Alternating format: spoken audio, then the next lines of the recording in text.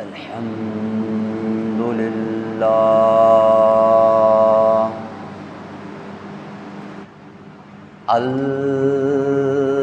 الحمد لله نحمده ونستعينه ونستغفره ونؤمن به ونتوكل عليه ونعوذ بالله من شرور أنفسنا ومن سيئات أعمالنا من يهده الله فلا مضل له ومن يضلله فلا هادي له ونشهد أن لا إله إلا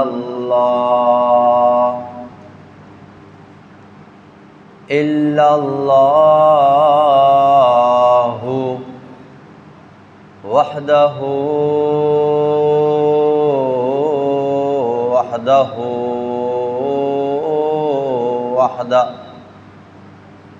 لا شريك له ونشهد أن محمدًا عبده ورسوله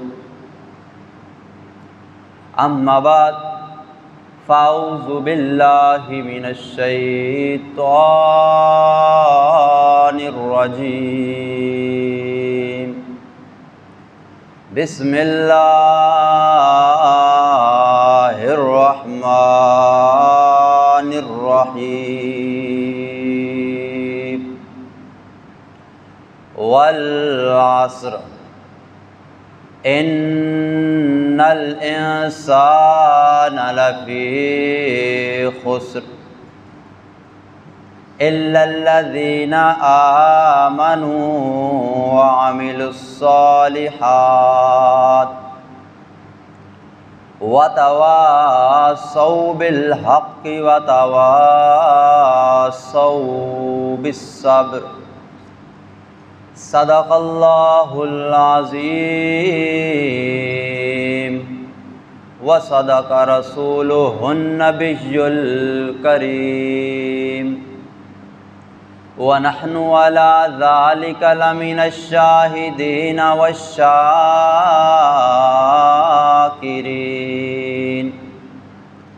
والحمد لله رب العالمين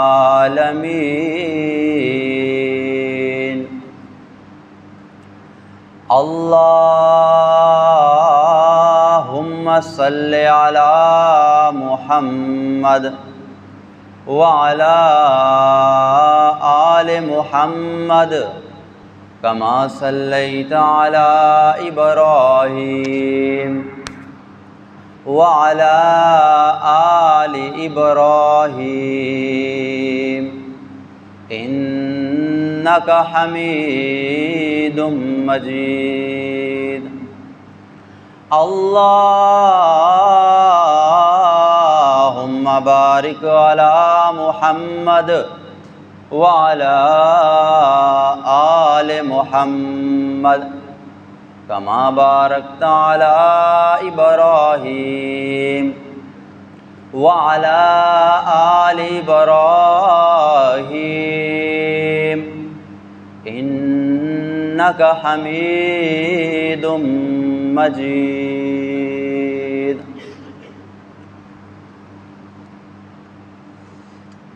بڑا قرآن مجید ہے.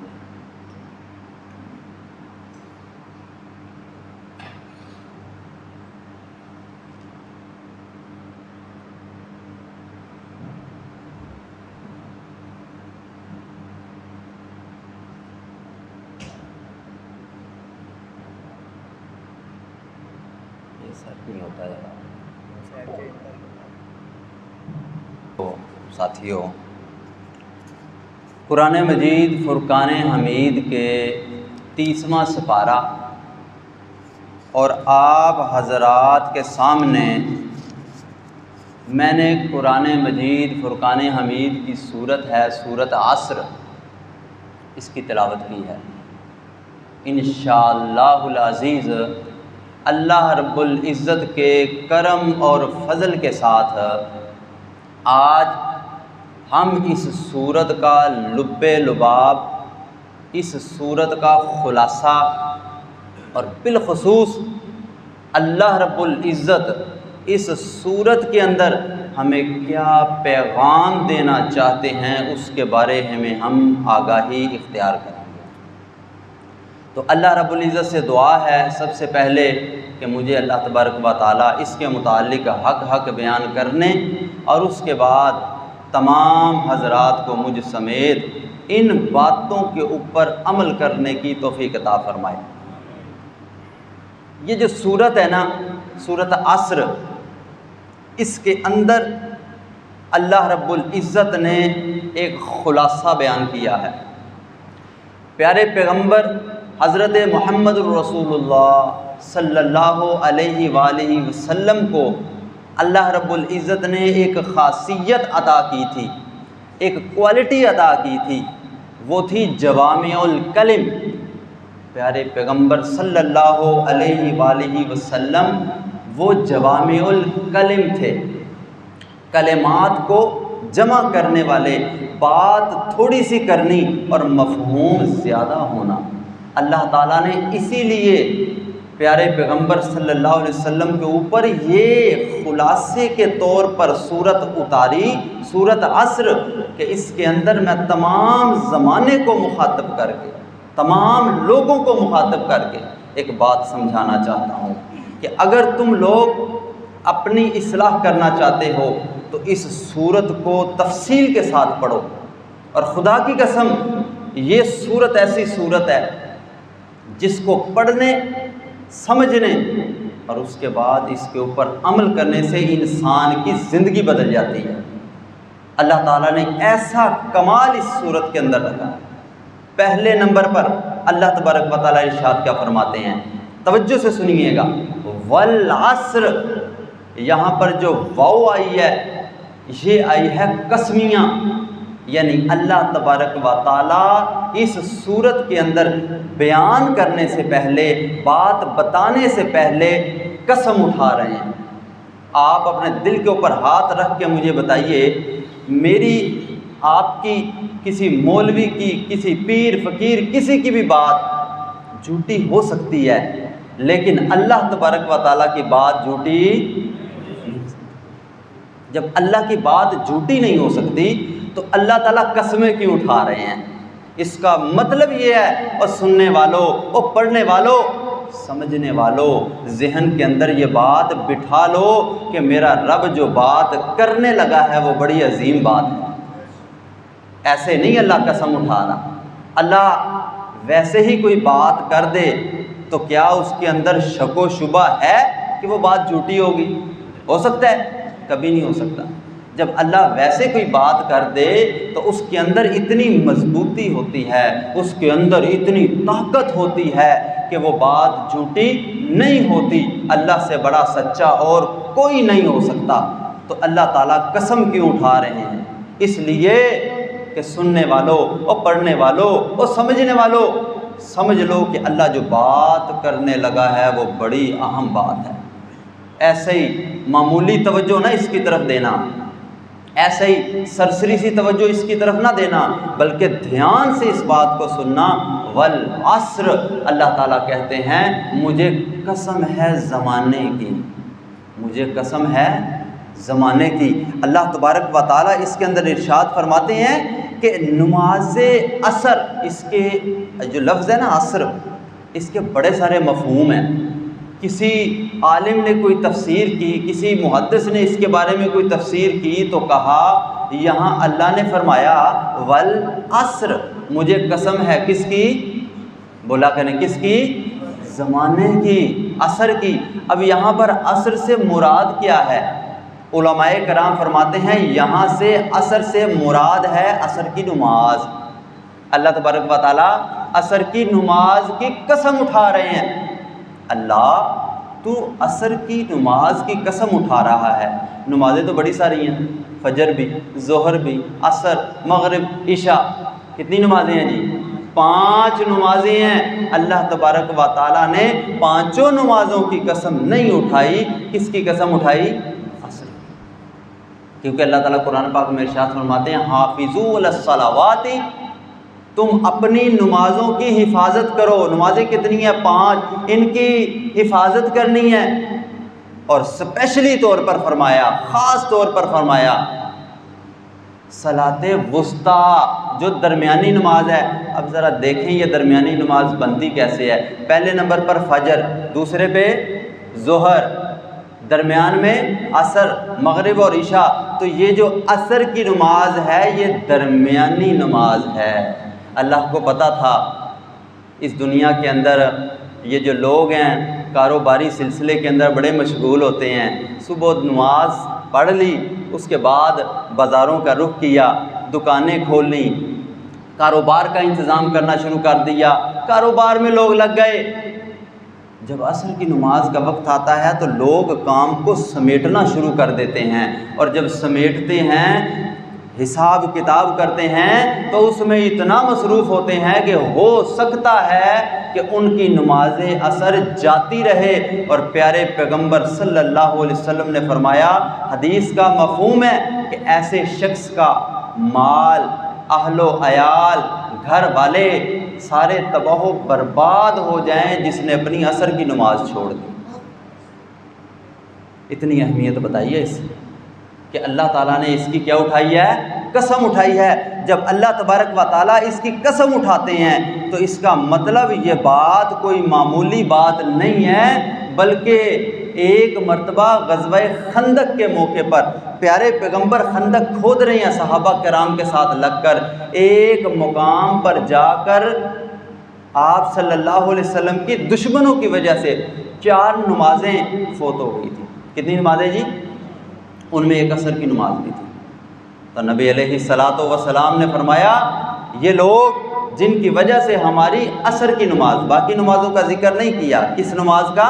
عصر کی نماز کا ذکر کیا کہ یہ جو عصر کی نماز ہے یہ جن کی وجہ سے چھوٹی ہے، اللہ ان کے گھروں کو اور ان کی قبروں کو آگ سے بھر دے، کیونکہ اس نماز کی بڑی اہمیت ہے۔ تو مفسرین کرام فرماتے ہیں کہ یہاں پر عصر سے مراد ہے عصر کی نماز، بڑی اہمیت کی حامل ہے، بڑی اہمیت کی حامل ہے۔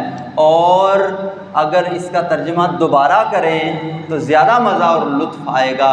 والعصر، مفسرین کرام فرماتے ہیں یہاں پر زمانے سے مراد یہ بھی لیا جا سکتا ہے کہ نبی کا زمانہ۔ نبی علیہ الصلوۃ والسلام نے بڑی خوبصورت حدیث فرمائی، خیر القرون کرنی، سب سے بہترین زمانہ میرے پیغمبر نے ارشاد فرمایا میرا زمانہ ہے۔ تو اللہ تبارک و تعالیٰ نے اس زمانے کی قسم اٹھائی، اتنا خوبصورت زمانہ جس کے اندر نبیوں کے سردار پیارے پیغمبر حضرت محمد رسول اللہ صلی اللہ علیہ وسلم پیغمبر بن کر آئے ہیں، ان کے صحابہ کرام وہاں پر موجود ہیں۔ ایسا زمانہ، اتنا خوبصورت زمانہ ہے کہ اس کی اللہ تبارک و تعالیٰ خود قسمیں اٹھا رہا ہے کہ مجھے قسم ہے میرے پیغمبر کے زمانے کی۔ تیسرے نمبر پہ مفسرین کرام فرماتے ہیں کہ یہاں پر زمانے سے مراد پچھلے زمانے ہیں جس کے اندر فرعون بھی آیا، نمرود بھی آیا، وہ تمام لوگ آئے جنہوں نے اللہ تبارک و تعالیٰ کی نافرمانی کی، اور اللہ تبارک و تعالیٰ نے ان کو عذاب کے اندر مبتلا کیا، اور آنے والے لوگوں کے لیے اس کو عبرت کا نشان بنا دیا کہ لوگوں عبرت حاصل کرو۔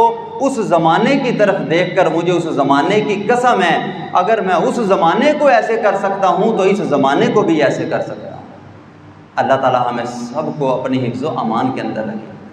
تو یہ وہ باتیں تھیں جس کے متعلق مفسرین کرام نے فرمایا کہ عصر کا مطلب یہ ہے۔ اور آخری جو وضاحت کی اور آخری جو تفسیر بیان کی نا، اس کے اندر بڑا ہی لطف ہے، بڑا ہی مزہ ہے، اور خاص طور پر میرے اور آپ کے لیے سمجھنے کی بڑی ساری باتیں ہیں۔ نبی علیہ الصلاۃ والسلام ارشاد فرماتے ہیں ان کے متعلق، سب سے پہلے قرآن پاک کو دیکھ لیجئے، اللہ فرماتے ہیں والعصر، مجھے قسم ہے زمانے کی۔ یہاں پر عصر سے مراد ہے انسان کی زندگی۔ یہ جو انسان کی زندگی ہے، اللہ اس کی قسم اٹھا رہا ہے۔ اور کیوں قسم اٹھا رہا ہے اللہ انسان کی زندگی کی؟ اس لیے کہ اے انسان، جس طرح تیری زندگی ڈھلتی جا رہی ہے، ختم ہوتی جا رہی ہے، تو اپنے اعمال کی طرف توجہ دے۔ مجھے تیری زندگی کی قسم ہے، اگر تو نے اپنی زندگی کی قیمت کو برقرار رکھا، اپنی زندگی کی ویلیو کو سمجھ گیا، تو کامیاب ہو گیا۔ لیکن اگر تو اپنی زندگی کی قیمت کو سمجھ نہ سکا تو نقصان پا جائے۔ اس کی ایک چھوٹی سی میں آپ کو مثال دیتا ہوں، مثال کے ذریعے سمجھنے میں آسانی ہو جاتی ہے نا۔ اس دنیا کے اندر اللہ تبارک و تعالیٰ نے ہمیں بھیجا ہے امتحان کے لیے۔ سیدھی سی بات ہے، ہمیں کس لیے بھیجا ہے جی؟ امتحان کے لیے۔ اب یہ جو امتحان ہے اس کا ایک خاص وقت ہے۔ جیسے کوئی طالب علم کسی کمرے امتحان کے اندر بیٹھے، اس کو بتا دیا جاتا ہے تیرے پیپر کا وقت ہے 3 گھنٹے یا 2 گھنٹے، اس کے اندر تم نے اپنے پیپر کو لکھنا ہے۔ ہاں، وہ بچہ، وہ طالب علم جس نے اپنا پیپر اپنے وقت کے اندر بڑے اچھے طریقے سے ختم کر لیا، اگر اس نے ختم کر لیا تو سمجھ لیجئے ایسے بچے کے لیے کامیابی بھی ہے اور شاباش بھی ہے۔ لیکن ایسا بچہ جس نے اس وقت کی اہمیت کو نہیں سمجھا، فضول بیٹھا رہا، تو اس کے لیے ضلالت ہی ضلالت ہے۔ بڑی خوبصورت بات سمجھا دی اللہ تعالیٰ نے کہ جس طرح اس بچے کا ایک منٹ قیمتی ہے اور ڈھلتا جا رہا ہے، انسان تیری زندگی بھی ایسے ہی ہے۔ تیرے آنے کا پتہ ہے لیکن تیرے جانے کا پتہ نہیں ہے۔ تیرے آنے کا پتہ ہے، پہلے دادا آیا، پھر باپ، پھر اس کے بعد بیٹا۔ جانے کا کوئی پتہ نہیں، دل کیا بیٹا دادا اور ابو باپ جو ہے وہ موجود ہو، اس کی موجودگی میں چلا جائے۔ کیا پتہ ہے؟ کوئی پتہ نہیں۔ تو اس لیے انسان اللہ تبارک و تعالیٰ کا جو سمجھانے کا انداز ہے نا، کوئی بھی نہیں اپنا سکتا۔ میں وہ نہیں اپنا سکتا، کوئی بڑے سے بڑا مقرر بھی وہ نہیں اپنا سکتا جو اللہ تبارک و تعالیٰ اپنے الفاظ کے اندر خوبصورت انداز کے اندر سمجھاتے ہیں۔ اللہ فرماتے ہیں والعصر، بندے مجھے تیری عمر کی قسم ہے۔ کیوں؟ اس لیے کہ اگر تو اپنی گھٹنے والی جو عمر ہے، ختم ہونے والی جو عمر ہے، اس کو اچھے طریقے سے جان گیا، اس کو پہچان گیا، اس کی اہمیت تیرے دل کے اندر واضح ہو گئی، تو کامیاب ہو۔ کبھی ایسے ہوا ہے پیپر میں بیٹھے ہوئے بچہ فضول وقت گزار رہا ہے، لیکن ایک وقت آیا کہ پیپر کا وقت ختم ہو گیا، اٹھ کے باہر چلا گیا، اب وہ جا کر کہے کہ مجھے سب کچھ یاد آ گیا ہے، میں دوبارہ لکھنا چاہتا ہوں، اس کو موقع ملے گا؟ بولیں تو صحیح، ملے گا؟ کسی صورت نہیں ملے گا، اس لیے کہ جو وقت تجھے دیا گیا تھا وہ وقت ختم ہو گیا۔ تو بندے تجھے بھی اس دنیا کے اندر اللہ تبارک و تعالیٰ نے جو وقت دیا ہے نا، وہ وقت ایک بڑا محدود وقت ہے۔ اس وقت کے اندر تو نے اپنی زندگی کو قیمتی بنا لیا تو کامیاب ہو گیا۔ اور تیرے اس دنیا کے اندر آنے کا مقصد بھی میرے رب نے فرما دیا۔ کیا تیرا اس دنیا کے اندر آنا اس لیے تھا کہ تو ڈھیر ساری دولت اکٹھی کر لے، ڈھیر سارا مال اکٹھا کر لے، ڈھیر ساری گاڑیاں اکٹھی کر لے، یا تیرا مقصد یہ تھا کہ تو شیطان کے پیچھے لگ جا؟ اس دنیا کے اندر آنے کا مقصد میرے اللہ نے واضح کر دیا، وَمَا خَلَقْتُ الْجِنَّ وَالْإِنسَ إِلَّا لِيَعْبُدُونِ، کہ ہم نے جنوں اور انسانوں کو کس لیے پیدا کیا؟ اپنی عبادت کے لیے۔ کس لیے پیدا کیا؟ اللہ فرماتے ہیں میں نے اپنی عبادت کے لیے پیدا کیا۔ تو اللہ تبارک و تعالیٰ اس صورت کے اندر ارشاد فرماتے ہیں کہ والعصر، مجھے قسم ہے زمانے کی، اس لیے کہ یہ زمانہ میرے نزدیک بڑا ہی محبوب ہے، بڑا ہی پیارا زمانہ ہے۔ میں اس کی قسم اٹھا اٹھا کے کہہ رہا ہوں تمہیں، والعصر، مجھے قسم ہے زمانے کی، پہلے قسم اٹھائی۔ میں نے ایک بات پہلے آپ کو بتائی ہے، اللہ تعالیٰ کو قسم اٹھانے کی ضرورت نہیں ہے۔ اللہ پھر بھی قسم کیوں اٹھا رہے ہیں؟ بات سمجھانا چاہتے ہیں، اللہ بتانا چاہتے ہیں کہ جو میں بات کرنے لگوں بڑی اہمیت کی حامل ہے۔ پھر اللہ تعالیٰ کیا فرماتے ہیں؟ والعصر، مجھے قسم ہے زمانے کی، ان الانسان لفی خسر۔ پھر فرمایا عربی کے اندر بڑا لطف ہے اس لفظ کا، ان کا ترجمہ ہوتا ہے بے شک۔ پہلے اللہ قسم اٹھا رہے ہیں والعصر، مجھے قسم ہے زمانے کی، پھر اللہ فرماتے ہیں ان، بے شک۔ اوے اب تو کسی قسم کا شک ہی نہیں ہونا چاہیے، پہلے اللہ قسم اٹھا رہے ہیں، پھر اللہ کہتے ہیں جو بات میں کرنے لگا ہوں اس کے اندر کوئی شک نہیں ہے۔ تو توجہ سے سنو کہ میں کون سی بات کرنے لگا۔ تو اللہ کی بات وہ اتنی اہمیت کی حامل ہے، ان الانسان لفی خسر، بے شک انسان گھاٹے میں ہے، انسان خسارے میں ہے، انسان نقصان میں ہے۔ اللہ تو نے کہہ دیا، پہلے قسم اٹھائی تو نے، بعد میں اس کے بعد بے شک بھی کہہ دیا کہ اس بات کے اندر کوئی شک موجود نہیں ہے، کوئی شک و شبہ نہیں ہے۔ اور بات کیا کی کہ بے شک انسان خسارے میں ہے، انسان گھاٹے میں ہے۔ انسان کے اندر تو سارے لوگ آتے ہیں، گناہ گار بھی آ گیا، کافر بھی آ گیا، مسلمان بھی آ گیا، کوئی متقی پرہیزگار بھی آ گیا۔ یا اللہ، سارے انسان، سارے کے سارے انسان گھاٹے میں کیسے چلے گئے؟ سارے کے سارے انسان نقصان میں کیسے چلے گئے؟ سارے کے سارے انسان جو ہیں وہ کس طرح نقصان کے اندر چلے گئے؟ اللہ تبارک و تعالیٰ نے آگے اس کی وضاحت کر دی ہے، لیکن پہلے میں اس بات کو واضح کر دوں، انسان گھاٹے میں ہے، انسان نقصان میں ہے، انسان خسارے میں ہے۔ یہ جو بات پہلے کی ہے نا کہ اگر انسان نے اپنی پوری زندگی کا جو اس کا موقع اس کو ملا ہے، اگر اس نے اللہ کے احکامات کے مطابق زندگی کو گزار لیا تو فائدہ ہی فائدہ، دنیا کا بھی فائدہ ہے۔ ربنا آتنا فی الدنیا حسنۃ وفی الآخرۃ حسنۃ وقنا عذاب النار۔ اے اللہ، ہمیں دنیا کے اندر بھی بھلائی عطا کر، آخرت کے اندر بھی بھلائی عطا کر۔ تو جس نے اس دنیا کے اندر میرے رب کے احکامات کے مطابق زندگی کو گزار لیا تو اس کی دنیا بھی کامیاب ہو گئی اور آخرت بھی۔ لیکن اگر کوئی ایسا شخص ہے جس نے دنیا کے اندر میرے رب کو راضی نہیں کیا تو اس کے متعلق اللہ نے فرمایا لفی خسر۔ اور جب اللہ نے کہہ دیا نا قسم اٹھا کے، بے شک کہہ کے، تو پھر اس کے اندر کوئی شک و شبہ نہیں۔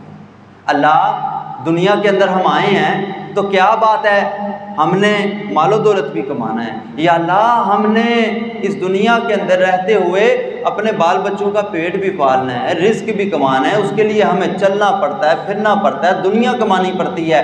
تو جائز طریقے سے جائز کمائی کمانے کو اللہ تبارک و تعالیٰ نے ثواب کا ذریعہ قرار دیا، وگرنہ دنیا کی اہمیت آپ پیارے پیغمبر صلی اللہ علیہ وآلہ وسلم کی زبان مبارک سے سنیے۔ ایک مرتبہ پیارے پیغمبر صلی اللہ علیہ وآلہ وسلم ایک رستے سے جا رہے تھے، جاتے جاتے ایک طرف ایک سائیڈ پہ صحابہ کرام کھڑے ہیں، صحابہ کرام کے پاس ایک چھوٹا بکری کا بچہ مرا ہوا پڑا ہے۔ تو نبی علیہ الصلوۃ والسلام ان کو مخاطب کر کے کہتے ہیں صحابہ کرام کو، میرے صحابہ، جی لبیک، میرے صحابہ مجھے یہ بتاؤ، یہ جو بکری کا بچہ مرا ہوا ہے تم میں سے کون ہے جو اس کے بدلے میں مجھے کتنی قیمت دے گا؟ کوئی ہے جو اس کے بدلے میں مجھے قیمت دے؟ وہ کہتے ہیں یا رسول اللہ، بکری کا بچہ وہ بھی مرا ہوا، اس کی قیمت ہم کیسے دیں؟ یہ تو ہمارے اوپر ایک پریشانی ہے کہ اس کو اٹھا کر کہیں پھینک کر آنا ہے، اس کے بدلے میں ہم پیسے بھی دیں۔ نبی علیہ الصلوۃ والسلام نے فرمایا، بڑا خوبصورت جملہ فرماتے ہیں، اللہ رب العزت کی نظر کے اندر دنیا کی اہمیت اس بکری کے مرے ہوئے بچے سے بھی کم ہے۔ بکری کا جو مرا ہوا بچہ ہے نا، وہ پھر بھی کچھ اہمیت کا حامل ہے، لیکن دنیا کی قدر و قیمت اللہ رب العزت کی نظروں میں کچھ نہیں ہے، جس کے پیچھے ہم نے قتل و غارت شروع کر لی۔ کچہریوں میں چلے جاؤ، وہاں پر ڈھیر لگا ہوا ہے کیسوں کا، زمین کی وجہ سے کہیں پر چلے جائیں وہاں پر دیکھیں آپ کو پتہ لگے گا، لڑائی جھگڑا فساد قتل و غارت زمین کے چھوٹے سے ٹکڑے کے اوپر ہو رہی ہے۔ مال و دولت کی وجہ سے سگا بھائی دوسرے بھائی کا قاتل بن جاتا ہے، ایک بھائی دوسرے بھائی کو پوری زندگی نہیں بلاتا، کس کی وجہ سے؟ اس دنیا کی وجہ سے۔ اور اس کے لیے میرے پیغمبر صلی اللہ علیہ وآلہ وسلم نے فرمایا تھا، کن فی الدنیا کأنک غریب، اس دنیا کے اندر ایسے رہو جیسے کوئی مسافر رہتا ہے۔ میں آپ سے پوچھتا ہوں، اگر کسی نے ملتان کی طرف یا دور کا کوئی سفر کرنا ہو، راستے میں لاہور پڑتا ہو، اس کو وہاں پر تھوڑی دیر کے لیے اسٹے کرنا پڑے، آدھے گھنٹے کے لیے ریسٹ کرنی پڑے، 1 گھنٹے کے لیے ریسٹ کرنی پڑے، آرام کرنا پڑے، تو کیا وہ شخص وہاں پر سب سے پہلے ایک بنگلہ بنائے گا، اس کے اندر سارا سامان پورا کرے گا، اس کے دروازے کے اوپر ایک گارڈ کھڑا کرے گا اور اپنی ایک اسپیشل گاڑی لے کر وہاں پر رکھے گا؟ اگر اس طرح کرے گا تو لوگ کہیں گے لگتا ہے اس تو بڑا بے وقوفی کو نہیں، ایتھے آیا سی صرف تے صرف آدھا گھنٹہ ریسٹ کرنا واسطے، اب آدھا گھنٹہ اس نے ریسٹ کرنی تھی، اس کے لیے اتنا پیسہ خرچ کرنے کی ضرورت کیا تھی؟ اسی طرح اللہ رب العزت کے پیغمبر نے فرمایا، کن فی الدنیا کأنک غریب، اس دنیا کے اندر ایسے رہو جیسے ایک مسافر رہتا ہے۔ مسافر رہتا ہے جس نے اپنی ضروریات زندگی کے لیے ہر چیز رکھنی ہے، لیکن دل کے اندر دنیا کی محبت کو جانے نہیں دینا۔ دنیا کی جو محبت ہے، دنیا کی جو محبت ہے اس کو دل کے اندر جانے نہیں دینا، اس کو ضرورت کے لیے رکھنا ہے۔ کیوں؟ اس کی مثال ایک ایسی ہی ہے جیسے ایک کشتی ہے، اس نے پانی کے اندر چلنا ہے، اگر پانی اس کے اندر داخل ہو گیا تو کشتی ڈوب جائے گی، بیڑا غرق ہو جائے گا۔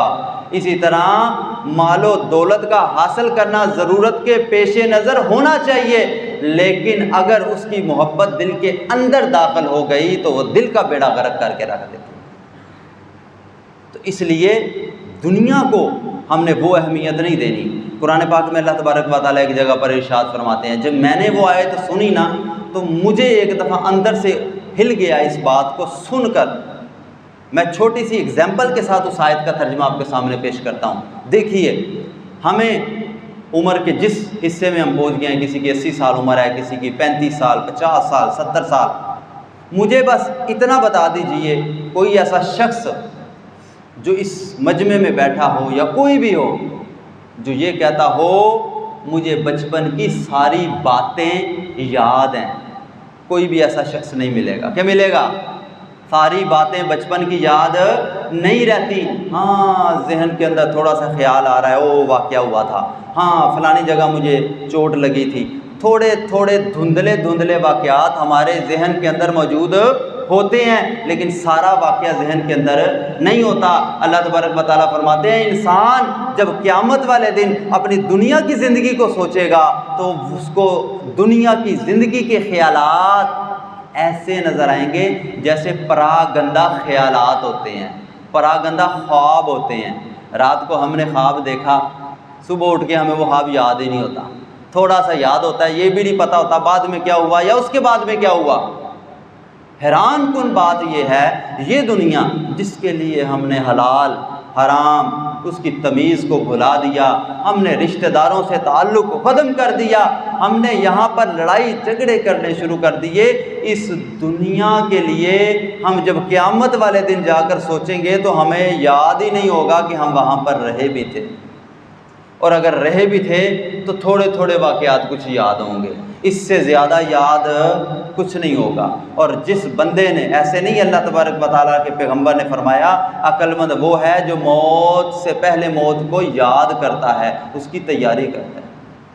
عقل مند ہے وہ انسان، اور بے وقوف انسان وہ ہے جس کو شیطان نے دنیا کے اندر ایسا گم کر دیا، ایسا مگن کر دیا، ایسا مگن کر دیا کہ وہ انسان دنیا کے اندر دنیا کے جیسا ہو کے رہ گیا۔ دنیا کے اندر رہنا ہے، لیکن دنیا کے اندر ہم نے رہتے ہوئے اللہ کے احکامات کی نافرمانی نہیں کرنی۔ تو میں قرآن مجید فرقان حمید سے آپ کو بتا رہا تھا، والعصر، اللہ نے فرمایا مجھے قسم ہے زمانے کی، ان الانسان لفی خسر، بے شک انسان خسارے میں ہے۔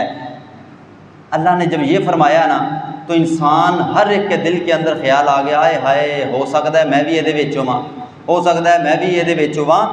تو اللہ تبارک و تعالیٰ نے لوگوں کو اس وہم و گمان سے بچانے کے لیے کہا کہ ہر انسان گھاٹے میں، نقصان میں، خسارے میں جا رہا ہے، الا الذین آمنوا، لوگوں سن لو، سارے انسان خسارے کے اندر نہیں ہیں۔ جو لوگ ان 4 باتوں کو اپنا لیں گے، ان 4 باتوں کے اوپر عمل کر لیں گے، وہ لوگ گھاٹے میں نہیں ہوں گے۔ آج یہاں پر بیٹھ کے آپ نے بھی فیصلہ کرنا ہے اور میں نے بھی فیصلہ کرنا ہے کہ کیا ہم لوگ اللہ کے احکامات کے مطابق گھاٹے میں جا رہے ہیں یا فائدے میں جا رہے ہیں۔ اور اگر فیصلہ ہمارا اس نتیجے پہ پہنچ گیا کہ ہم گھاٹے میں ہیں تو آج سے اپنی زندگیوں کو بدلیں گے کہ نہیں بدلیں گے؟ سارے کہہ دیں ایک دفعہ انشاءاللہ۔ اللہ تبارک و تعالیٰ کو یہ جملہ بڑا پسند ہے، انشاءاللہ۔ یہ مولوی والا انشاءاللہ نہیں، بعض اوقات کچھ لوگ بول دیتے ہیں نا انشاءاللہ جی پکی گل ہو جائے گا، انشاءاللہ انشاءاللہ، اور پتہ ہی نہیں ہوتا۔ ہمیں اپنے وعدوں کا، معاہدوں کا پتہ ہی نہیں ہوتا۔ پیارے پیغمبر صلی اللہ علیہ وسلم نے فرمایا آیت المنافق ثلاثۃ، بندو سن لو، منافق جو انسان ہے اس کی 3 نشانیاں ہیں، 3 نشانیاں۔ اذا حدث کذب، جب وہ بولتا ہے تو جھوٹ بولتا ہے، جب اس کے پاس امانت رکھی جاتی ہے تو خیانت کرتا ہے، اور جب وعدہ کرتا ہے تو وعدہ خلافی کرتا ہے۔ آج آپ اپنے گرمان میں اور میں اپنے گربان میں جھانک کر دیکھوں کہ کتنے ہم نے وعدے کیے ہیں اور کتنی خلاف ورزیاں کی ہیں۔ ہاں جی پیسے تو ہم فلانی طریق نو لب جان گے، لیکن فلانی طریق آ گئی ٹس سے مس نہیں ہو رہے۔ ہمارے دل کے اندر رتی برابر خیال نہیں آ رہا کہ منافق ہمیں کون کہہ رہا ہے؟ کسی مولوی نے کہا، کسی مفتی نے کہا، کسی پیر نے کہا، کسی فقیر نے کہا، نہیں، میرے پیارے پیغمبر صلی اللہ علیہ وسلم فرما رہے ہیں آیت المنافق ثلاثۃ، منافق کی 3 نشانیاں۔ تو بندے جب وعدہ کر تو وعدہ پورا کیا۔ تو اللہ تبارک و تعالیٰ اس کے اندر کیا ارشاد فرما رہے ہیں؟ سارے انسان گھاٹے کے اندر نہیں ہیں، الا الذین آمنوا، یا اللہ وہ کون لوگ ہیں؟ یا اللہ تعالیٰ فرماتے ہیں وہ 4 قسم کے لوگ ہیں، وہ لوگ جن کے اندر 4 قسم کی کوالٹی موجود ہے۔ یا یہ سمجھ لو کہ ان خسارے والوں سے نکلنے کے لیے نجات کے اصول کیا ہیں؟ تو وہ نجات کے اصول اللہ تبارک و تعالیٰ نے بتائے۔ سب سے پہلے نمبر پر الا الذین آمنوا، جو ایمان لے کر آئے۔ دوسرے نمبر پر وعملوا الصالحات، ایمان لانے کے بعد انہوں نے اعمال کیسے کیے؟ اچھے اعمال کیے، نیک اعمال کیے۔ وتواصوا بالحق وتواصوا بالصبر، وہ حق بات کی لوگوں کو وصیت کرتے ہیں اور صبر کی وصیت کرتے ہیں۔ تو کتنے اصول بتائے خسارے سے نکلنے کے؟ ذرا اونچی بات سے بتائیے کتنے اصول ہیں؟ 4 اصول۔ آج ہم نے دیکھنا ہے کہ وہ اصول ہمارے اندر موجود ہیں یا نہیں ہیں۔ سب سے پہلے نمبر پر اللہ نے فرمایا الا الذین آمنوا، سب سے پہلے نمبر پر اگر تم اللہ کے مسئلے کے مطابق خسارے سے، گھاٹے سے بچنا چاہتے ہو تو آمنو، ایمان لے کر آؤ۔ بندے کے اندر ایمان ہونا چاہیے۔ ایمان کیوں ہونا چاہیے؟ اس لیے کہ ایمان کے متعلق بتایا جاتا ہے جس طرح جسم اور روح کا تعلق ہوتا ہے نا، جس طرح جسم اور روح کا تعلق ہے، اگر روح جسم میں موجود نہیں ہے تو جسم بیکار ہے، اسی طرح انسان کے اعمال اس کے ایمان کے بغیر بیکار ہیں۔ آپ کیا سمجھتے ہو؟ اچھے کام صرف آپ مسلمان ہی کرتے، غیر مسلم اچھے کام نہیں کرتا؟ جناب ہو سکتا ہے وہ وعدے ہم سے زیادہ نبھاتے ہوں، ہو سکتا ہے وہ سچ ہم سے زیادہ بولتے ہوں، ہو سکتا ہے ایمانداری، سچائی ان کے اندر ہم سے زیادہ موجود ہو، وہ غرباء کی مدد بھی کرتے ہیں، مستحق کو کھانا بھی کھلاتے ہیں۔ تو بندہ سوچے یار اتنے اچھے اعمال کرنے کے بعد وہ دوزخ میں جائیں گے، وہ جہنم میں جائیں گے، ان کو ان کے اعمال کچھ فائدہ نہیں دیں گے، بالکل کچھ فائدہ نہیں دیں گے۔ اللہ تبارک و تعالیٰ نے ان کے اعمال کو بالکل بیکار کر دیا، اس لیے کہ ان کے پاس روح موجود نہیں تھی۔ روح موجود نہ ہو تو جسم بیکار ہے، اسی طرح اگر ایمان دل کے اندر موجود نہیں ہے تو اس کے اعمال بیکار ہے، بالکل بیکار ہے۔ دوسری مثال دے کے میں سمجھاتا ہوں آپ کو۔ ایک ہم نے بلڈنگ کھڑی کرنی ہے، بہت بڑی عمارت بنانی ہے، بہت بڑی عمارت ہم نے بنانی ہے۔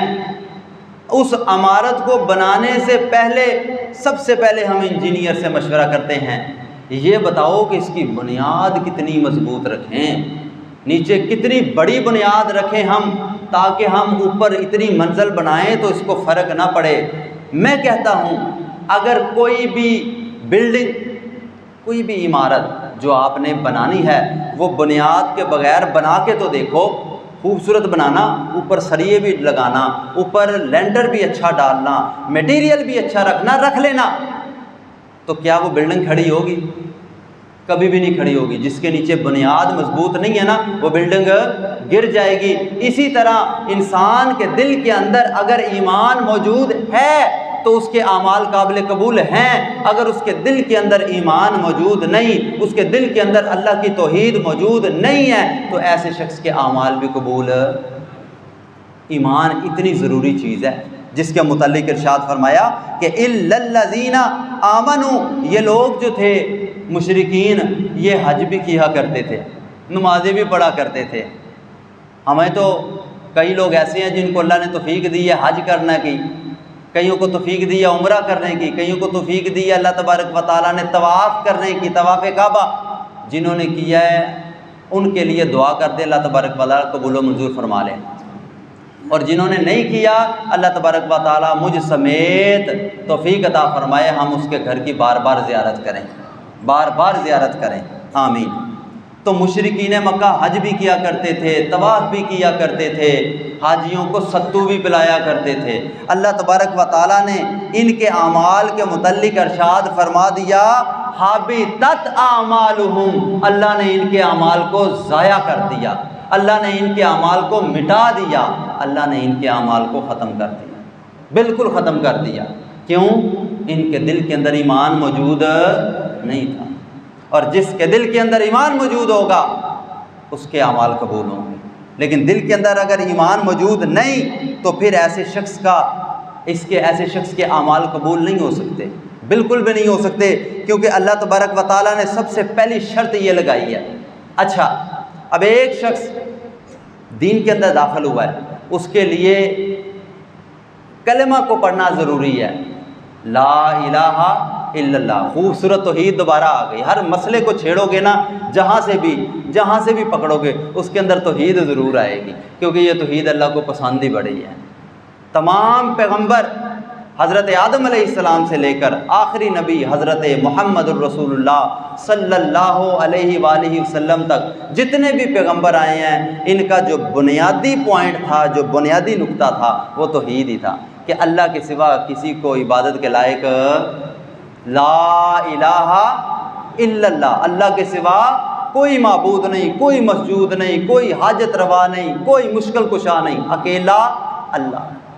اللہ کو یہ توحید بڑی پسند ہے، بڑی پسند ہے۔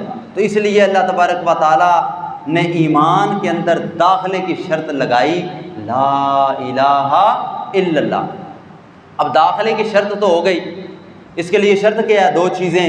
انسان سب سے پہلے اقرار باللسان کرے گا، دوسرے نمبر پر تصدیق بالقلب کرے گا۔ سب سے پہلے ایمان کے اندر داخل ہونا ہے تو ایمان کو دل سے سچا کہہ، پھر زبان سے اس کا اقرار بھی کر، پھر انسان ایمان کے اندر داخل ہوتا ہے۔ لیکن اگر وہ شخص جس نے زبان سے اقرار کر لیا اور دل کے اندر اس کے توحید اور ایمان موجود نہیں، تو ایسے شخص کا ایمان بھی قبول نہیں ہوگا۔ اللہ فرماتے ہیں حابطت اعمالہم۔ ایمان کی مثال ایسے ہے جیسے ایک بہت بڑا درخت ہو اور اس کی نیچے جڑیں پھیلی ہوتی ہیں، اگر اس کی جڑ خراب ہو جائے تو اوپر سے درخت بھی خراب ہو جاتا ہے۔ اسی طرح اگر انسان اس کے ایمان کے اندر گڑبڑ آ جائے، اس کے ایمان کے اندر تذبذب آ جائے تو ایسے شخص کے اعمال قبول نہیں ہوتے۔ تو اللہ تعالیٰ نے کیا فرمایا؟ ان الانسان لفی خسر، بے شک انسان گھاٹے میں ہے، الا الذین آمنوا، وہ لوگ جو ایمان لے کر آئے وہ گھاٹے میں نہیں ہے۔ اللہ ہمیں ایسا ایمان نصیب فرمائے، ایسا ایمان جو اللہ تبارک و تعالیٰ کے کاغذوں میں قبول و منظور ہے۔ پہلے نمبر پر فرمایا الا الذین آمنوا، اور دوسرے نمبر پر فرمایا بڑی خوبصورت بات الا الذین آمنوا وعملوا الصالحات، فرمایا کہ الا الذین آمنوا وعملوا الصالحات، ایمان قبول کرو، ایمان لے کر آؤ اور اعمال بھی نیک کرنے ہیں۔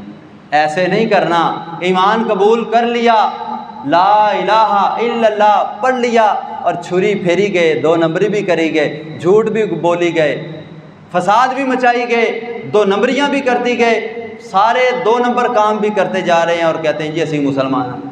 خیر یہ تو اپنا عقیدہ، آپ نے اپنا ایمان ویسا نہیں بنانا جیسے یہود و نصارہ نے بنایا تھا۔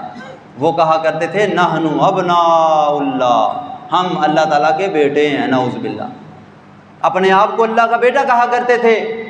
کو کہتا تھا اچھے اعمال کیا کرو، لو جی سانو چنگے اعمال کرنے کا دی لوڑ ہے، اگر اسی پیڑے کام کریں گے تو جنم دے وچ جاواں گے ہی نہیں، اگر بالفرض گئے بھی تو تھوڑی دیر راستے جاواں گے۔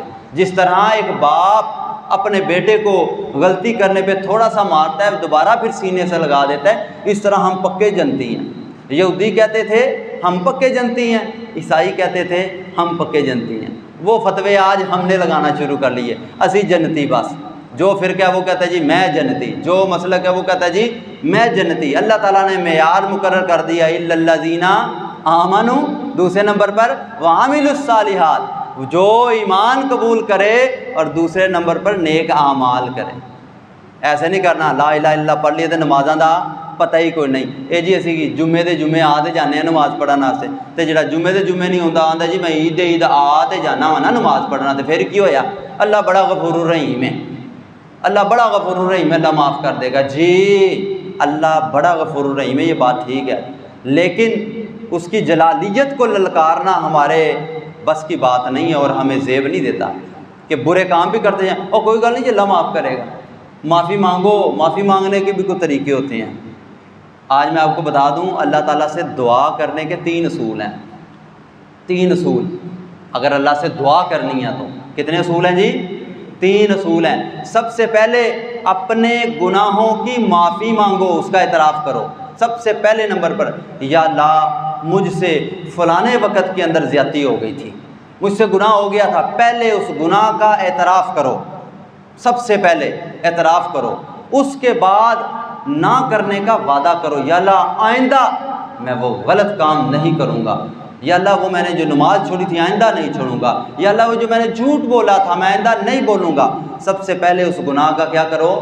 اعتراف کرو۔ اس کے بعد اللہ سے وعدہ کرو اللہ آئندہ میں ایسا نہیں کروں گا۔ تیسرے نمبر پر معافی مانگو، یا اللہ مجھے معاف کر دے۔ یہ ہوتے ہیں اصول۔ اور اس دندناتے ہوئے طریقے سے گناہ کرنا کوئی گل نہیں جی اللہ معاف کرے گا، خیر یہ نہیں نمازاں پڑھ دیتے، اے نمازیاں نہیں تساں ویکھیا کی کچھ کر دینے، طنز نہیں کرنی۔ دین کے اندر مذاق اللہ رب العزت کو برداشت نہیں ہے۔ جو اچھا کام کر رہا ہے نا، جتنا کر رہا ہے اس کو کرنے دینا چاہیے، اس کو طنز کے طور پہ اس کو نشانہ نہیں بنانا چاہیے۔ تو اللہ تبارک و تعالیٰ نے 2 چیزوں کو بیان کیا، بے شک انسان خسارے میں ہے الا الذین آمنوا، مگر وہ لوگ جو ایمان لے کر آئے، وعملوا الصالحات، اور انہوں نے کیا کیے؟ نیک اعمال کیے۔ ایمان کیا ہے؟ ایک آپ کو میں حدیث کا چھوٹا سا ٹکڑا سنا کر آگے چلتا ہوں۔ نبی کریم صلی اللہ علیہ وسلم کے پاس جبرائیل علیہ السلام آتے ہیں اور آ کے کہتے ہیں یا رسول اللہ مجھے بتائیے مل ایمان۔ اب آپ صلی اللہ علیہ وسلم جب آپ صلی اللہ علیہ وسلم کے پاس جبرائیل علیہ السلام تشریف لائے تھے نا، اس وقت صحابہ کرام کی جماعت ایسے سامنے بیٹھی ہوئی ہے، جبرائیل علیہ السلام انسانی شکل کے اندر آ کے کہتے ہیں مل ایمان۔ حدیث تو بڑی لمبی ہے، اس کا ایک حصہ سنانے لگا ہوں، مجھے ذرا بتائیے گا کہ ایمان کیا ہے؟ ایمان ہم کہتے ہیں یار ایمان لاؤ، ایمان ہے کہ یہ سوال کیا تو نبی علیہ السلام نے فرمایا کہ تو یہ کہہ ان تؤمن باللہ، تو یہ کہہ کہ میں اللہ پر ایمان لایا۔ سب سے پہلے توحید کو مان، اس کے بعد رسالت کو مان، اس کے بعد اللہ کے فرشتوں کو مان، اس کے بعد آخرت کے اوپر یقین رکھ، 5ویں نمبر پر کتابوں کے اوپر ایمان لے کر آ، اور 6 نمبر پر تقدیر کے اوپر ایمان لے کر آ کہ یہ تقدیر جو بنائی ہے وہ صرف اللہ نے بنائی۔ یہ جواب دیا، جس سے ہمیں پتہ یہ چلا کہ اللہ نے یہاں، اللہ کے پیغمبر نے سب سے پہلے یہاں پر بھی کس چیز کو رکھا؟ توحید کو رکھا۔ توحید اتنی اہم ہے، اتنی زیادہ ضروری ہے۔ اچھا، اب اپنی بات کی طرف دوبارہ آتے ہیں۔ نبی علیہ الصلوۃ والسلام ارشاد فرماتے ہیں، اللہ تبارک و تعالیٰ نے پہلے ارشاد فرمایا الا الذین آمنوا وعملوا الصالحات، وہ لوگ بچ گئے، وہ لوگ چھوٹ گئے، وہ لوگ چھٹکارا حاصل کر گئے جو ایمان لے کر آئے۔ وہ لوگ ایمان لانے کے بعد نیک اعمال کرتے ہیں، وہ خسارے والے لوگوں سے نکل گئے، گھاٹے والے لوگوں سے نکل گئے۔ تیسرے نمبر پر کیا ہونا چاہیے؟ الا الذین آمنوا وعملوا الصالحات وتواصوا بالحق۔ اب ہو سکتا ہے آپ کو یہ جو جملہ ہے نا، یہ تھوڑا سا سخت لگے اپنی طبیعت کے مطابق، تھوڑا سا سخت بھی ہو سکتا ہے، لیکن اللہ کا قانون اپنی جگہ پر مسلم ہے۔ اللہ تعالیٰ فرماتے ہیں وتواصوا بالحق، وہ لوگ جو تاکیدی طور پر حق بات کی وصیت کرتے ہیں، حق بات، سچی بات۔ آپ کو پتہ ہے، آپ نے سنا ہوگا علماء کرام سے بہت زیادہ، کہ جب بھی تم کسی برائی کو دیکھو تو ایمان کے 3 درجے ہیں نا، جب تم کسی برائی کو دیکھو تو سب سے پہلے اس کو ہاتھ سے روکو، تمہارے اندر طاقت ہے بھئی یہ کام نہ کر، تو غلط کرنا ہے۔ کہیں پر شراب کی محفل لگی ہوئی ہے، کہیں پر برائی کی محفل لگی ہوئی، تو ہاتھ سے جا کر روکو بھئی یہ نہ کرو، دین کے خلاف ہے۔ سب سے پہلے نمبر پر ایمان کا سب سے بڑا درجہ یہ ہے کہ اس کو، برائی کو کس سے روکنا ہے جی؟ ہاتھ سے روکنا ہے، سب سے بڑا ایمان کا درجہ ہے۔ اور اگر ہاتھ سے روکنے سے فتنے فساد کا خدشہ ہے تو ہم نے اس کو زبان سے جا کر سمجھانا ہے، میرے بھائی دین اسلام ہمیں ان چیزوں کی اجازت نہیں دیتا۔ آج ہمارے شادی بیاہ، مہندی، منگنی، ہماری رسومات اتنی بڑھ چکے ہیں کہ اس کے اندر بے حیائی اتنی آ گئی ہے۔ آج ہماری مائیں، بہنیں جو پہلے پردے کے اندر رہا کرتی تھیں، اب وہ کیمرے کی نظر ہو گئی ہیں۔ اب وہ سسٹم اپ ڈیٹ ہوتا ہوتا یہاں تک پہنچ گیا ہے کہ سٹیج کے اوپر اس کو لایا ہی تب جاتا ہے جب پورے ہال کی لائٹس بند کر دی جاتی ہیں، کہ وہاں سے دولہا اور دلہن کی انٹری ہوگی، یہاں تک اس کے اوپر لائٹ ماری جائے گی، کسے نہیں بھی دیکھنا تے بھی دیکھے۔ ایسا اس دین کے اندر ہم ظلم کر رہے ہیں، صرف اپنے پیارے پیغمبر صلی اللہ علیہ وسلم کے احکامات کو چھوڑ کر۔ دیکھا ہوگا آپ نے، تجربہ کیا ہوگا، پھر وہاں سے جب اس کو سٹیج پر لایا جاتا ہے، یہ مسلمان لڑکا ہے اور لڑکی بھی مسلمان ہے، جو پردے دار ہونی چاہیے تھی، جس کا تمام نظام پردے کے اندر ہونا چاہیے تھا، دوبارہ جب سٹیج پر بلایا جاتا ہے تو دونوں کو کہا جاتا ہے جی آپ کی مووی بن رہی ہے، آپ تھوڑا سا ڈانس کریں، گھوم پھر کے دکھائیں، وہ بھی کیا جا رہا ہے۔ انا للہ و انا الیہ راجعون۔ کتنا ظلم کر رہے ہیں ہم اس کے ساتھ، کتنا ظلم کر رہے ہیں۔ اب ہم یہاں پر برائی کو دیکھتے ہیں تو ہاتھ سے جا کر روکے، یار یہ بند کرو۔ اگر وہ کہتے ہیں لڑائی جھگڑا فساد ہونے کا خدشہ ہے تو زبان سے تو بندہ سمجھا ہی سکتا ہے نا۔ اللہ کے کاغذوں میں ہم تو سرخرو ہو جائیں، ہم نے سمجھایا تھا، جب ہم نے برائی دیکھی تھی تو ہم نے سمجھایا تھا، اور آخر پہ بچ جاتے ہیں ماڑے لوگ جو کمزور ہیں، جن کو پتہ ہے سمجھانے سے بھی میرے پہ فتوے لگ جانے اور وہ مجھے مارنا کوٹنا شروع کر دینا ہے۔ تو وہ یہ ہے کہ اگر تم ہاتھ سے برائی کو نہیں روکتے، زبان سے برائی کو نہیں روکتے، تو کم از کم اللہ کے بندے اپنے دل کے اندر اس برائی کو برا تو سمجھو کہ یار برا کام کر رہے ہیں، یہ نہیں کہ انجوائے کرن دے، آہا ہاں جی بڑا مزہ آ رہا ہے، آہو پیڑا کرن دے ہن کام، مزہ بھی لے جا رہے ہیں، لطف اندوز بھی ہوئی جا رہے ہیں۔ کم سے کم دل کے اندر اس برائی، اس کام کو برا سمجھو۔ یہ ایمان کے 3 درجے ہیں۔ تو میں بتا رہا تھا وتواصوا بالحق، وہ لوگ جو ہیں نا، جو گھاٹے سے بچ گئے ہیں، وہ لوگ جو نقصان سے نکل گئے ہیں، خسارے سے نکل گئے ہیں، ان میں تیسرے نمبر پر جو کوالٹی اور خصوصیت موجود ہے نا، وہ ہے وہ لوگوں کو حق بات کی وصیت کرتے ہیں۔ ایک بات کا آپ کو پتہ ہوگا، لیکن میں اس کو دوسرے انداز کے اندر آپ کے سامنے پیش کرتا ہوں۔ سب سے بہترین امت کون سی ہے جی؟ بتائیں۔ امت محمدیہ صلی اللہ علیہ وسلم، یعنی کہ ہم حضرت آدم علیہ السلام سے لے کر پیارے پیغمبر آخر الزمان نبی صلی اللہ علیہ وآلہ وسلم تک جتنی بھی امتیں آئی ہیں، ان تمام امتوں سے بہترین امت کون ہے جی؟ ہم ہیں، الحمدللہ۔ ہم ہیں کہ نہیں؟ ہم سب سے بہترین امت ہیں۔ کس وجہ سے بہترین امت ہو گئے ہیں؟ کس وجہ سے؟ اللہ تبارک و تعالیٰ چاہتے تو حضرت ابراہیم علیہ السلام، حضرت عیسیٰ علیہ السلام، حضرت موسیٰ علیہ السلام، کسی بھی امت کو بہترین امت کا لقب دے سکتے تھے، لیکن فرمایا کنتم خیر امت اخرجت للناس، تم ہو بہترین امت، جتنی بھی لوگوں کے اندر میں نے امتیں بھیجی ہیں، جتنی بھی امتیں بھیجی ہیں، سب میں سے بہترین کون ہے؟ اللہ فرماتا ہے تم اپنی زبان سے، اللہ تبارک و تعالیٰ فرما رہے ہیں کنتم خیر امت اخرجت للناس، جتنی بھی امتیں میں نے بھیجی ہیں تم بہترین امت ہو۔ لیکن معذرت کے ساتھ ہمیں بہترین امت ہونے کا فرض ادا کرنا پڑے گا، جو اللہ تبارک و تعالیٰ نے خود بیان کیا ہے، کنتم خیر امت اخرجت للناس تأمرون بالمعروف وتنہون عن المنکر۔ جی اللہ تبارک و تعالیٰ فرماتے ہیں تمہارے بہترین ہونے کی وجہ کیا ہے، تمہارے سب سے اعلیٰ افضل ہونے کی وجہ کیا ہے، کیوں تم کو میں نے تمام امتوں کے اوپر فضیلت دی ہے، وہ کون سی کوالٹی ہے جو تمہارے اندر موجود ہے، وہ کون سی خصوصیت ہے جو تمہارے اندر موجود ہے؟ فرمایا دو چیزیں، تم تأمرون بالمعروف، لوگوں کو اچھائی کا حکم بھی کرتے ہو اور لوگوں کو برائی سے روکتے بھی ہو، منع بھی کرتے ہو۔ تو آج آپ اور میں فیصلہ کر لیں کہ اچھائی کا حکم تو کر دیتے، چلا یار نماز پڑھن چلیے، کوئی بات نہیں، اچھے کام کر لیے، یہ بھی آج کل ویسے ہو جائے تو بڑی بات ہے۔ تو دو چیزیں اگر موجود آپ کے اندر ہیں، میرے اندر ہیں، تو ہم بہترین امت ہیں۔ یہ آتا ہے وَتَوَاصَوْا بِالْحَقِّ کے اندر کہ اللہ تبارک و تعالیٰ نے ارشاد فرمایا کہ تم بہترین امت ہو۔ کیوں بہترین امت ہو؟ اس لیے کہ تمہارے اندر یہ دو چیزیں پائی جاتی ہیں۔ بار بار میں اس کو اس لیے دہرا رہا ہوں، یہ آپ کی اور میری ڈیوٹی ہے۔ اور ڈیوٹی کیا ہے؟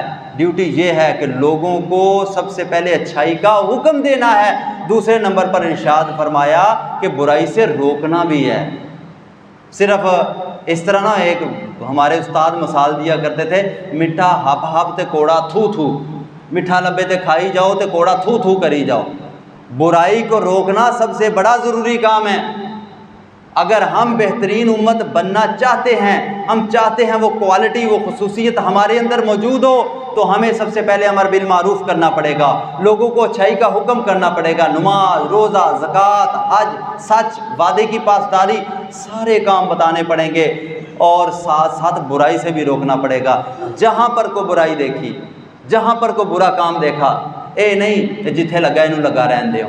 اس کے متعلق نا میں آپ کو، وقت ختم ہو رہا ہے، آخر میں بتا دوں، بخاری شریف کی ایک حدیث ہے 2493، آپ صلی اللہ علیہ وسلم نے اس کے اندر ایک نچوڑ بیان کر دیا ان لوگوں کے لیے جو کہندے نے کہ جڑا جتھے لگا انہوں لگا رہن دو۔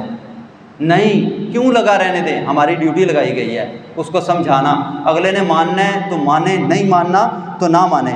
نبی علیہ الصلوۃ والسلام فرماتے ہیں، حدیث کا مفہوم ہے، ایک بندہ وہ جو دین کے حدود اور احکامات پر عمل کرتا ہے، اور دوسرا شخص وہ ہے جو عمل نہیں کرتا۔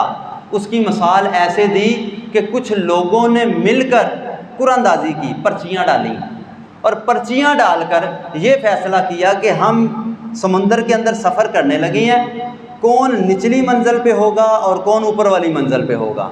اللہ تبارک و تعالیٰ نے کہ پیغمبر نے بڑے خوبصورت مثال سے ہمیں یہ بات سمجھائی ہے، کون نیچے والی منزل پہ ہوگا، کوئی اوپر والی منزل پہ۔ جب قرآن اندازی آ گئی، نام نکل آیا، کچھ لوگ چلے گئے جہاز کی اوپر والی منزل پر اور کچھ لوگ چلے گئے نیچے والی منزل پر۔ پیارے پیغمبر فرماتے ہیں حال یہ ہے کہ نیچے والوں نے اگر پانی استعمال کرنا ہے تو ان کو اوپر والی منزل کے پاس جانا پڑتا ہے۔ تو یہ سوچیں، اوہو سانو پانی لین واسطے اتنے جانا پیندا ہے، وہ تنگ بھی ہوندے نے، اہی بھی تنگ ہوندے ہیں جاندے ہوئے اتنے، تو ہم کیا کریں، نیچے جہاں پر ہم موجود ہیں کشتی کے اندر، جہاز کے اندر، ادھر ہی سوراخ کر لیتے ہیں، نیچے سے پانی آ جائے گا، استعمال کر لیں گے۔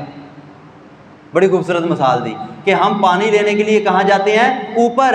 ہم اپنے پانی کا انتظام نیچے سے کر لیتے ہیں، کشتی درے اس جہاز کے اندر کیا کرتے ہیں؟ سوراخ کر دیتے ہیں۔ تو ذرا پیارے پیغمبر کہتے ہیں بتاؤ کہ وہ اگر سوراخ کریں اور اوپر والے یہ کہیں کہ چلو جڑا جتھے لگا رہن دو، اپنے حصے چ ہی کر دینے نا، پیکڑ ساڈے حصے چ کر دینے پہ، ساڈی منزل تے اتلی ہے نا، تھلڑی تے کوئی نہیں۔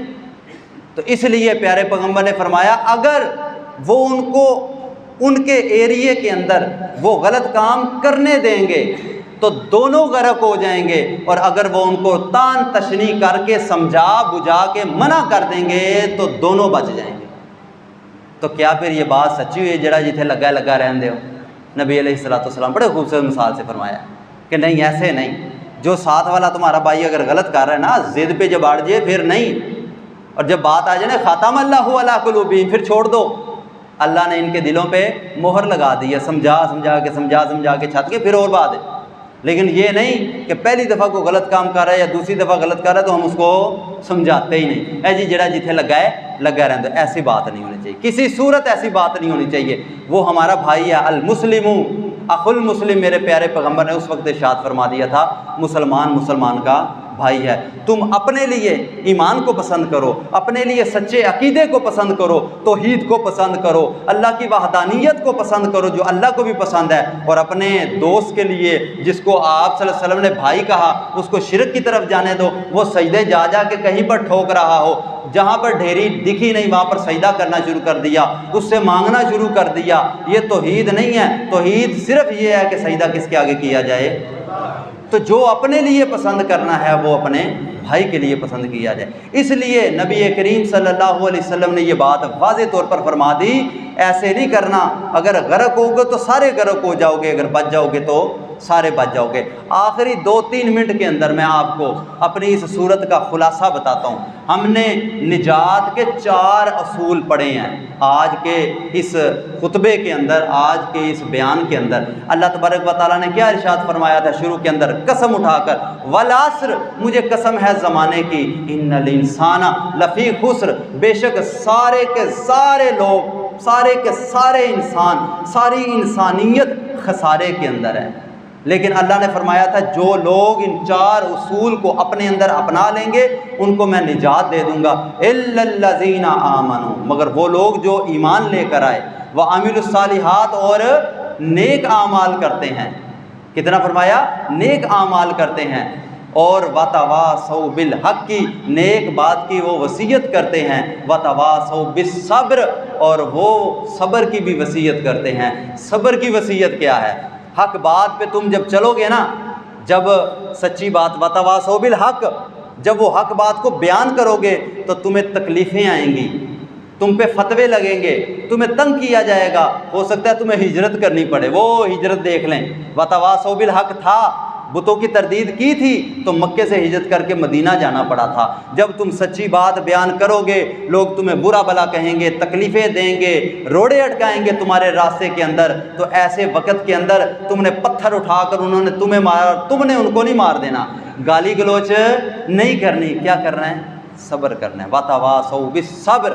تو یہ 4 چیزیں بیان کی کہ اگر یہ 4 چیزیں ہمارے اندر موجود ہیں، ایمان موجود ہے، عمل صالح موجود ہے، اگر ہم لوگوں کو حق بات کی وصیت کرتے ہیں، حق بتاتے ہیں، حق سمجھاتے ہیں، اور چوتھے نمبر پر ہم صبر کرتے ہیں اپنے اوپر آنے والی مصیبت کے بارے میں، تو اگر یہ چیزیں ہمارے اندر موجود ہیں تو مطمئن ہو جائیں۔ اللہ تبارک و تعالیٰ کا قرآن گواہی دے کر آپ کو کہہ رہا ہے کہ الا الذین آمنوا، آپ لوگ اس گھاٹے سے، اس نقصان سے اور خسارے سے بچ گئے ہیں۔ لیکن خدا را اگر ہمارے اندر ان 4 میں سے کوئی 1 یا 2 کی کمی ہے تو اللہ تبارک و تعالی ہم سب کو توفیق عطا فرمائے، ہم اس کمی کو پورا کر کے دنیا اور آخرت کی کامیابیاں سمیٹ لیں۔ وآخر دعوانا ان الحمد للہ رب العالمین۔